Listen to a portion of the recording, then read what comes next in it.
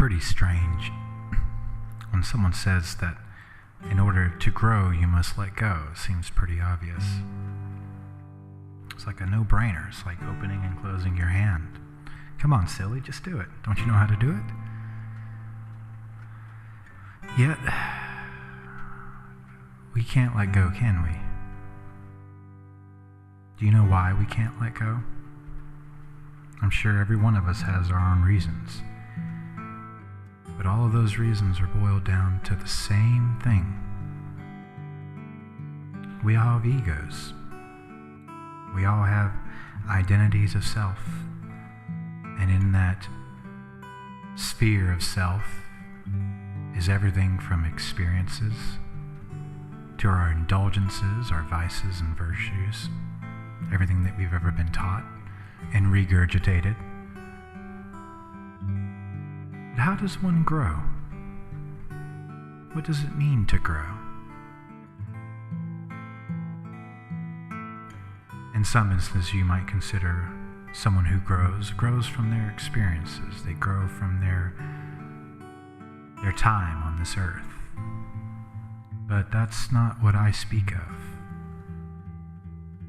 You see, even the dumbest of humans will grow, either through wisdom or luck. But we all grow. We grow up, we grow old, we grow out of things. But that doesn't help you let go. And that is not what I speak of when I mean by grow. It's more than just a physicality, it's a mental state, because that's what we are. We are minds occupying bodies like a person occupies a car. We're driving this thing around. You are not a body with a spirit. You are a spirit with a body.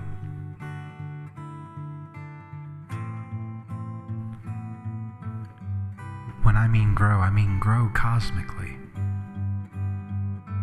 Go past the physical limitations that we have put on ourselves. And how you grow cosmically is by letting go of the now, letting go of the past, letting go of the future. Just letting go. I can tell you this, it is both the easiest and the hardest thing you will ever do. It's hard until you do it. And then once you do it, you wonder, why was it so hard in the first place? You see, negativity leads to someone wilting away. When you can't let go, when you hold on to grudges, when you seethe in it, when you obsess over it, it doesn't matter how small or how big. The energy that you give something small is the exact same as the energy you give something large. You see, not being able to let go, that creates negativity. You become negative. Negative thoughts and negative feelings, they weigh you down. It's like a flower that is put in a box and that is constantly yelled at and ridiculed. Science has proven that that flower will wilt away. It can't handle the negativity, the energy. It just disrupts it. It's on a level that we can't really understand.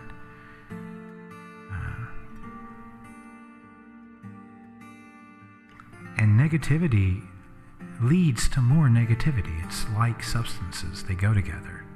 They flock to one another. Positive and negatives, they are on the opposite spectrums of the same whole, but positive and negative don't generally mix. That's why they're positive and negative.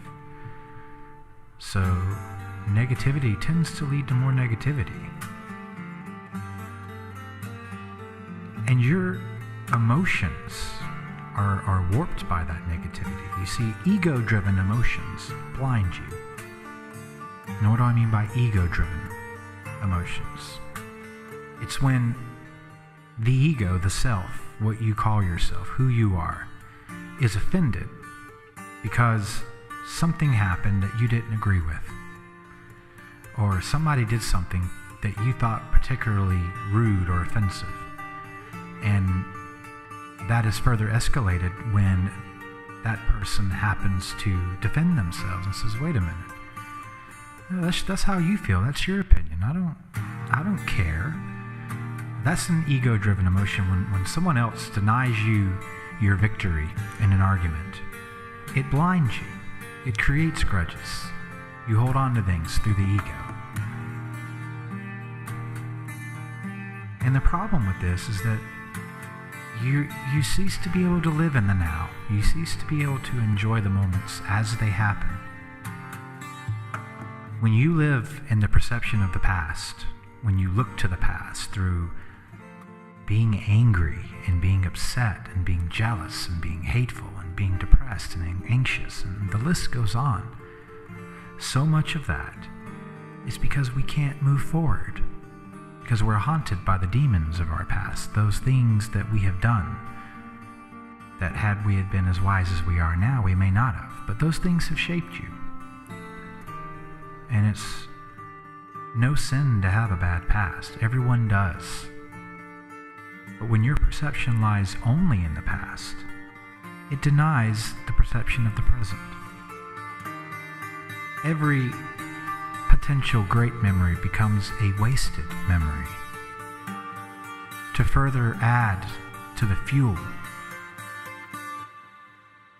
of living in the past, every moment that you deny, you create a new grief to be checked off.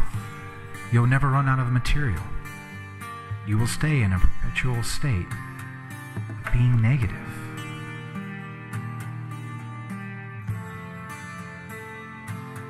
We tend to look at things so much as one or the other. You're either positive or you're negative. Well, that's absurd. No one falls on any absolute side. There are rare occasions, very rare occasions, when someone is born truly evil. And there are rare occasions when someone is born truly good. But for the rest of us, we are capable of both good and bad, multiple times a day. But we're always putting our energy towards major events happening, and then we're taking sides on those events. Like, was this a good experience? Was this a bad experience? And we focus so much on the good and bad of it, but not the experience itself. There's a story about this farmer who lived out in the countryside. And one day, his horse got free and ran away. And of course, all of the neighbors and townspeople had heard about it, because it's a small place, and they came rushing to him and says, "Man, what terrible luck, losing your only horse. I'm sorry to hear that." And the farmer said, "Maybe." The next day, that horse returned with 7 wild horses, beautiful horses. And the farmer went from having 1 to none to 8. And again, all of the neighbors and townspeople came up and says, "My God, that was great, fortunate luck.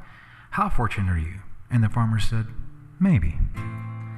The next day, his son got on one of the wild horses, trying to break them in, and the wild horse reared up, and the son broke his leg.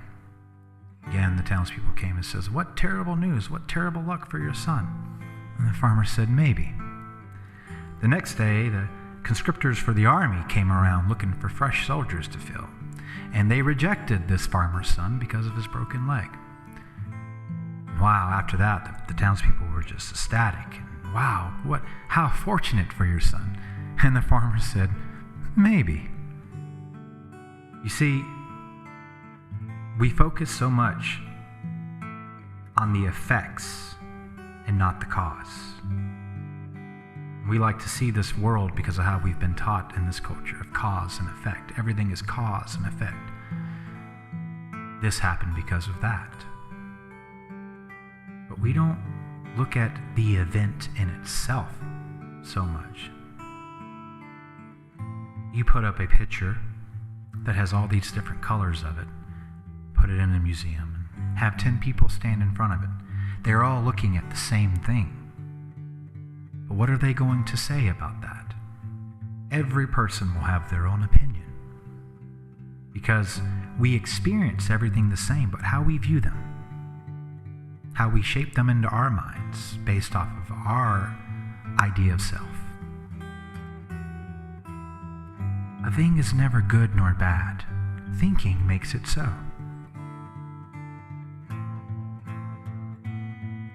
So like the parable of the farmer, you have to, in order to let go of things, you have to see it from just outside of your perspective. Look at the event. Look at the different avenues, the different ripples that go out from that event that can be perceived differently. And then you begin to realize that it's not just your opinion that matters, nor is it anyone else's opinion that just matters. It's all of your opinions. And you realize that they're just opinions. There was a great Chinese philosopher who lived probably around the time of 400 BC. His name was Lao Tzu. And the Lao Tzu described perfectly and coined the word Tao. It's spelled T-A-O. And it's either Tao or Tao, or you take your pick depending on the dialect. But Tao is the way of nature. It is said that the Tao moves both to the left and to the right. It loves and nourishes all things, but does not lord it over them. It achieves great merits, but lays no claims to them. That is the Tao. Just of itself, so. And when you begin to adopt the philosophy of just being in the moment and letting things flow and not being so hasty to formulate a response. Because in this culture, we're all about the winners. We're all about who can be the fastest, who can be the wittiest, who can be the smartest, who can have the smartest comeback, who can win that argument. We care less about agreeing on disagreeing. We care more about having someone who disagrees with you soon agree with you so that you can bring them over to your side. You want to convince them that you are right. But when something happens to you that will offend your ego, just reflect. Sometimes it doesn't take but a moment. And letting go is just all about that. Just being open, just being free. Not letting anything weigh you down, because you're the one that has the ultimate authority on that. You have all of the power in the world. You control how you feel. Yet most of us let others control how we feel, and we consider ourselves weak because of that. It doesn't make you weak. You see, we all like to trick ourselves into thinking that we're not it, that we're not everything that there is to be. We can't see it that way. We live in a put-downmanship sort of society where none of us individually are good enough. And that's just not true.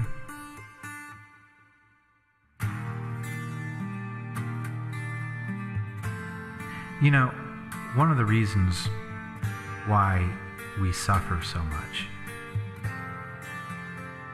is because we can't let go. But there's also another way of seeing it as well. Buddha said something. Buddha said that you suffer because you desire. That all of suffering comes from desire.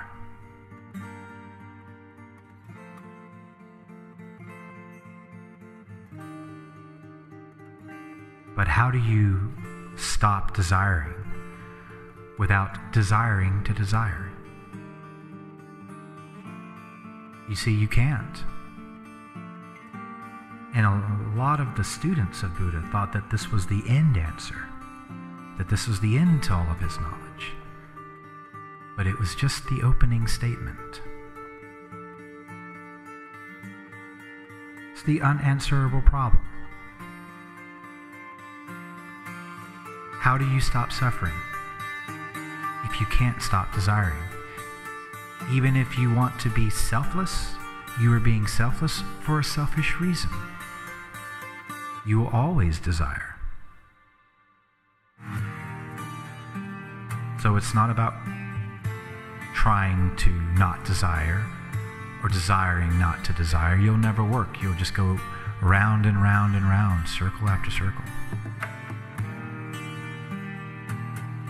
But that's not the end. That's the beginning. You learn to accept that you cannot escape that. So you give up the will, the power, the energy, fighting against yourself all of the time. You are the one putting yourself in your own way. So you don't have to get rid of pleasure either. You can pursue pleasure. You can enjoy the things in life. You can be happy and have revelries and go to great parties, but don't let that be your life. If you pursue pleasure to the point where you've experienced it all, the only thing that will bring you pleasure is pain. In ancient times, the Romans, at one point, had so much luxury. They had bathhouses, they had aqueducts, they had prostitutes, they had this, they had that. And they had every imaginable amenity that you could think of. And the people became restless. So when they had these Colosseum games, they would, have a bunch of beautiful slave girls on these floats and would parade them around the arena, and all the crowd would cheer, and they would be waving, opening ceremonies and all. And then the next minute, they would release lions, ravenous, hungry lions that would come and devour these slave girls. And the crowd just got a sadistic kick out of it. They thought it was such a hoot. It was fun to them because they have experienced pleasure to the point to where the only thing that would really bring them pleasure is pain, blood. They were a huge success. So pursue pleasure, but to a point. Almost every religion in the world has the same message, and that's be good to one another. Don't harm each other. But it's human nature. We will. In the right circumstances, violence can be a glorious necessity. But in rare circumstances, you're walking down the street, and your wife or your husband, you get attacked, and you become violent, and you take that person out. That saved your life. That ended the threat of future violence. So in rare circumstances, violence is a good thing. Very rare. But as human beings, we know that is a part of who we are. It's not something easily corrected. So how do you let go? How do you let go if you cannot get rid of suffering? How do you let go of something that may or may not be able to have been let go? You let go by giving up. And I don't mean giving up by just throwing your hands up and saying, I give up, I quit, I'm yours, take me, you win. That's giving in. There's a difference. Giving up is not giving in. You see, when you say you're giving up, you have to add what? What are you giving up? It's not enough just to give up. You have to give up something. That's why it's given up. Giving in is different. Doesn't matter. There doesn't have to be a word after that. I just give in.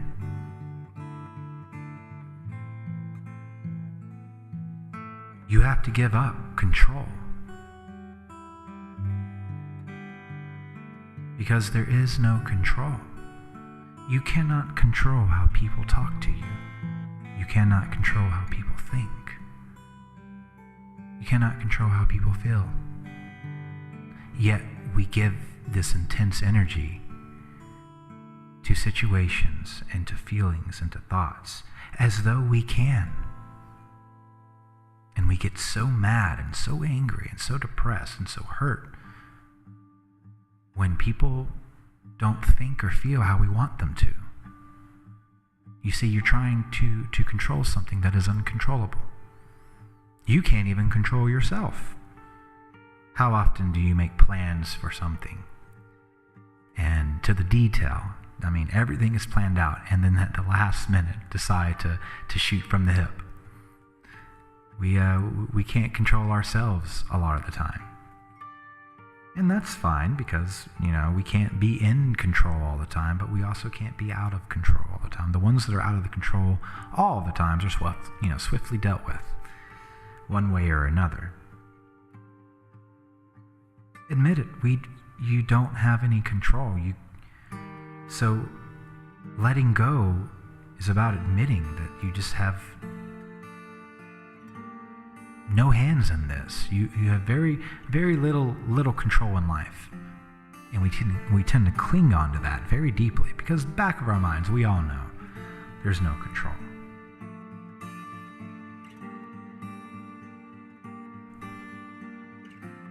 And by letting go, that allows you to grow. And you grow by accepting that you are more than your ego. And even further than that your ego is no better than any other ego.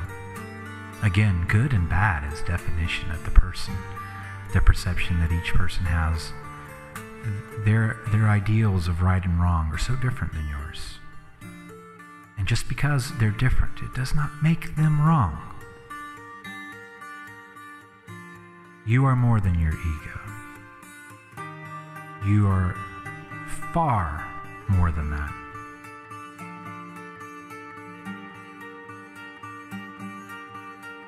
The recipe for growth is balance. You die. We fear death. Humans fear anything that we don't understand.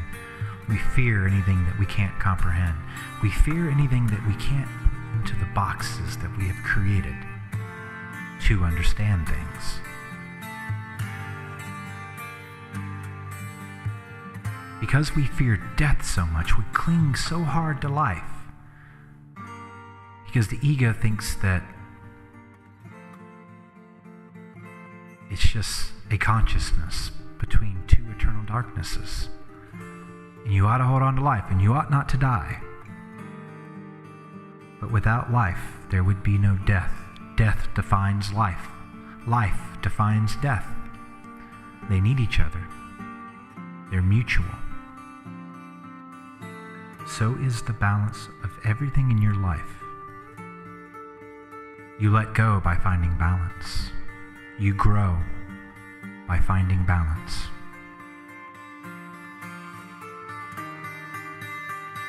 Again, it's the simplest and the hardest thing to do.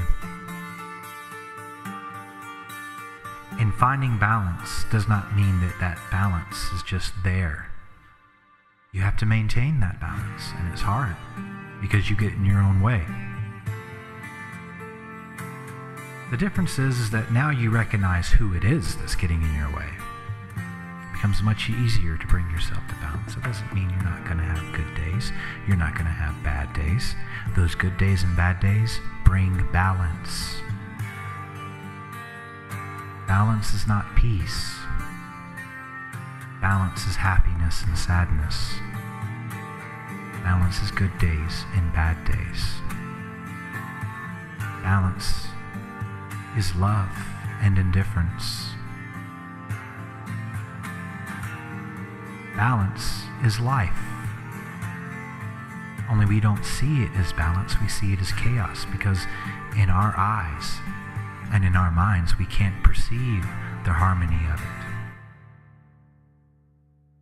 And so we try to impose ourselves onto this environment and bring the light forward to vanquish the darkness. But The light will never vanquish the darkness. Only in light do you have darkness. Only in darkness do you have light. They absolutely define each other and are they're very necessary to one another. Sorry about that. I usually do these things on the fly. This one I'm planned out a little bit better because I really wanted to get the message across that you can't be happy unless you let go. And it's not about always being positive. You will have negative moments. Positive thinking is great, but you need negative thinking too. Because if you're always positive, you wouldn't know that it was positive. So, just let go. Let go of everything. That doesn't mean forget its importance. It means don't focus so much on how the importance affects you. Use the event and not the effects of the event to help you grow.